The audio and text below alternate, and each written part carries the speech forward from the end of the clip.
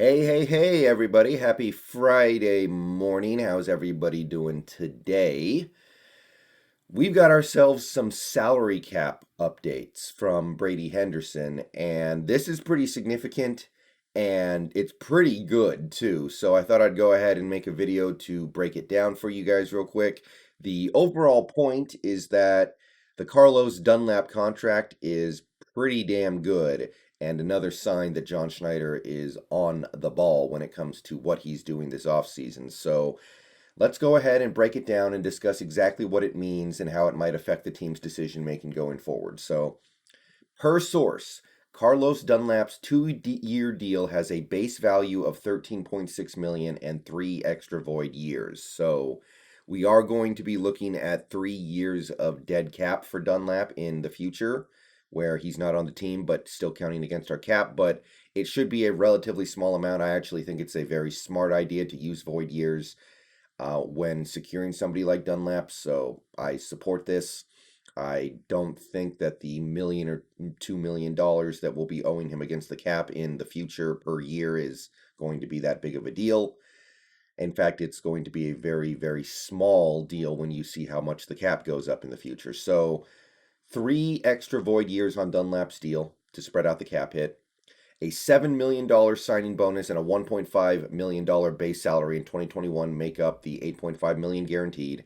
In 2022, there is a $4.075 million base, a $175,000 roster bonus, and $850,000 in per game bonuses. And here's the juicy part. Here's the part that we really care about right now. The cap number this year is $2.9 million, not even $3 million. So Carlos Dunlap's cap hit this year is less than Al Woods' total cap hit over however long we're going to be counting Al Woods against the cap. That is way better than I was thinking. I was thinking at least a $5 million cap hit for Dunlap this year.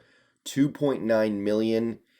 That makes the future even more juicy than even I was thinking. And $2.1 million, it might not go that far in the NFL, but it'll get you somewhere. So, let's take a look at the chart and try to factor this all in. So, first of all, before we get to the Dunlap contract, let's factor in the Tyler Lockett extension. We don't know exactly what the Lockett extension looks like yet. We still haven't gotten the exact contract details. I am waiting very eagerly to see what we did with that, but the savings against the 2021 salary cap are estimated to be about $7 million.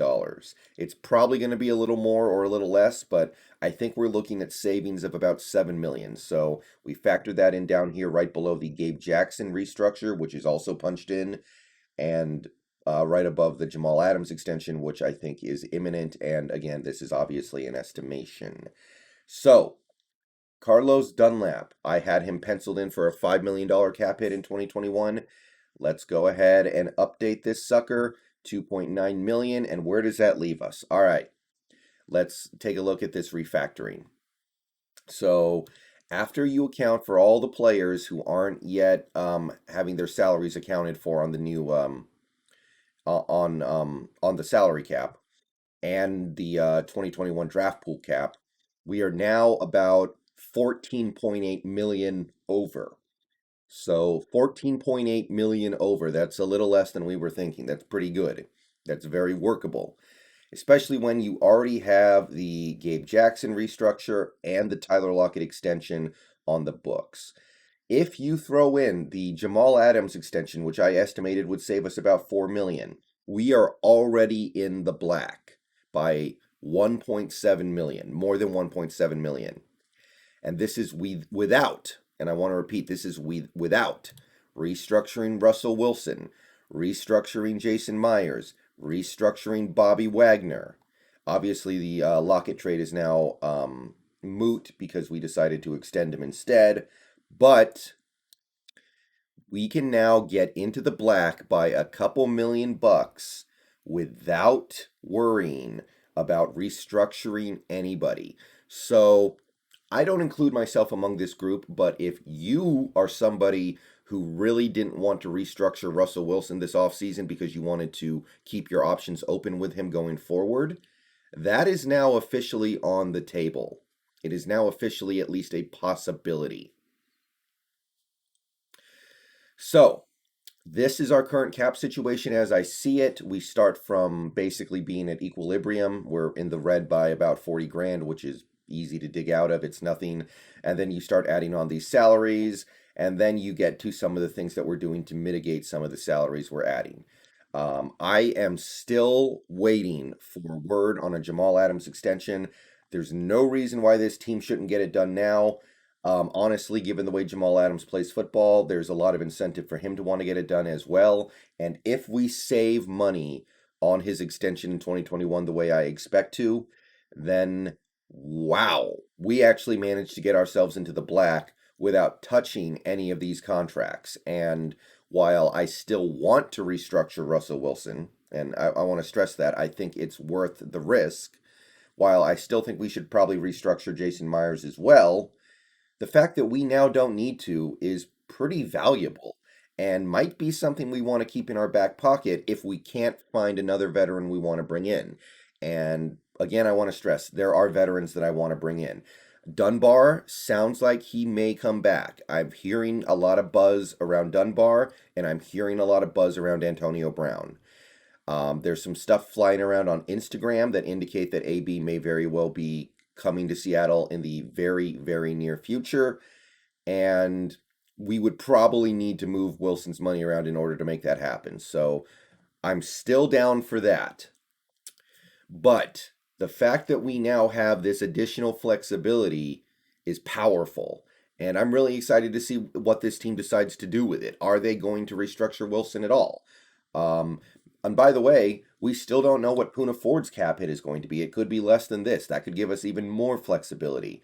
Al Woods might have his cap hit spread out even more than I'm currently imagining. It might be $1.5 million in 2021. So there's still some room to increase your draft pool cap. There's still some room to move a couple $100,000 around here and there in order to clear extra space. And I gotta say, man, as somebody who has doubted John Schneider a lot in the past, he's doing a really good job this offseason. I have reservations around the Al Woods deal. I have reservations around the Tyler Lockett deal, but I can't say either move is just terrible. I just have questions. But other than those two things, he's been knocking it out of the park, and I got to give credit where credit is due. So with that, I'm going to get out of here. Peace out. Go Hawks.